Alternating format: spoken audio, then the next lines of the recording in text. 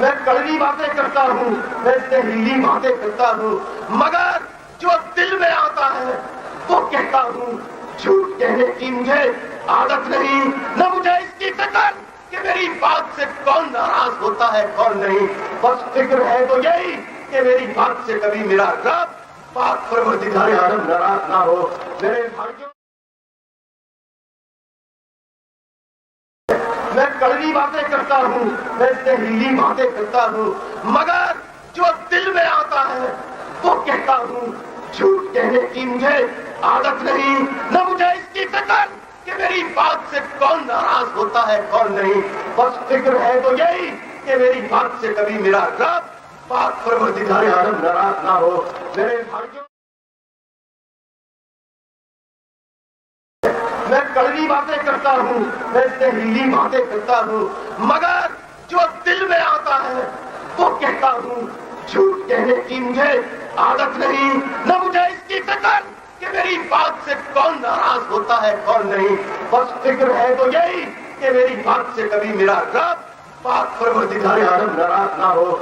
کہ ہم 42 سال میں کیا ترقی کر سکے؟ یہی کہ میرا گھر اتنا بڑا، میرے گھر یہ گاڑی، میرا اتنا وسیع کاروبار، میرے پاس اتنی دولت۔ یہ بتاؤ پاکستان کے پاس کیا دولت ہے؟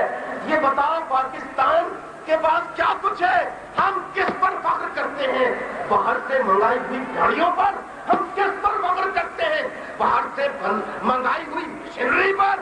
باہر سے منگائے ہوئے زندگی کے روزمرہ کے استعمال کی چیزوں پر ہم کس بات پر فخر کرتے ہیں؟ یہ بتاؤ ہم نے 42 سال میں کیا پیداوار دی ہے؟ ہم نے 42 سال میں کیا کچھ بنایا ہے؟